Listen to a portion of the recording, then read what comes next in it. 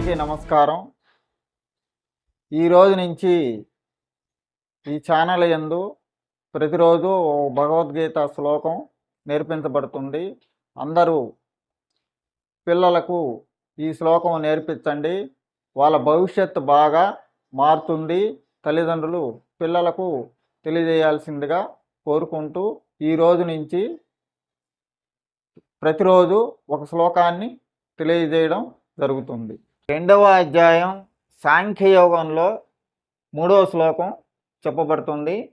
క్లైబ్యం మాస్పగమ పార్థ నైతత్వై ఉపపద్యతే క్షుద్రం హృదయ దౌర్బల్యం త్యక్తోతిష్ట పరంతప. అందరూ పలకండి. క్లైబ్యం మాస్పగమ పార్థ నైతత్వై ఉపపద్యతే క్షుద్రం హృదయ దౌర్బల్యం త్యక్తోతిష్ట పరంతప.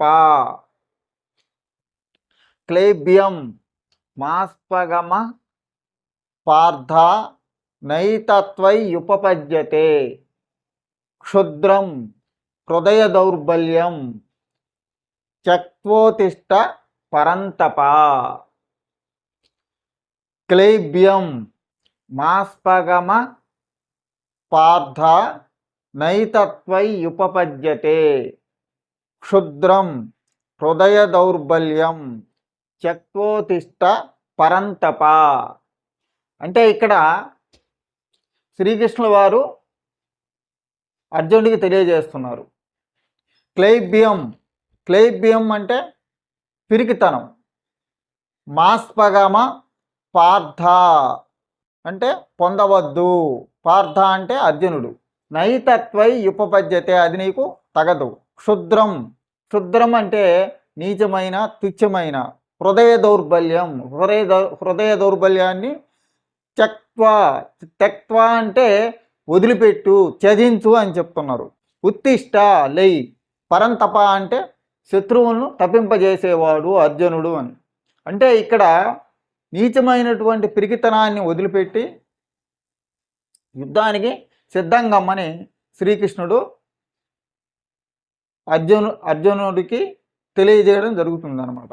కాబట్టి మొట్టమొదట శ్రీకృష్ణుడు భగవద్గీతలో కర్మయోగము, భక్తి యోగము, జ్ఞానయోగాలు చెప్పేటప్పుడు వాటిని గురించి తెలియజేసేటప్పుడు మొట్టమొదట వాటిని గురించి చెప్పకుండా ఈ శ్లోకాన్ని చెప్పడం జరిగింది అర్జునుడికి. ఎందుకంటే మొట్టమొదట కావాల్సింది ధైర్యం. ఆ ధైర్యం ఉంటేనే ఏదైనా సాధించగలడు. అదే మనం పిల్లలకు తెలియజేయాల్సి ఉంటుంది. పిరికితనము, అధైర్యము అనేవి, హృదయ దౌర్బల్యం అనేవి బుద్ధిని నశించేటట్టు చేస్తుంది. విచక్షణ జ్ఞానం నశిస్తుంది అనమాట. వాళ్ళు ఏం చేస్తారో కూడా వారికి తెలియదు. కాబట్టి మొట్టమొదట కావాల్సింది ధైర్యం. ధైర్యంతో ఏమైనా సాధించవచ్చు అని చెప్పి మొట్టమొదటి శ్లోకంలో భగవద్గీతలో శ్రీకృష్ణుల వారు అందరికీ తెలియజేయడం జరుగుతుంది.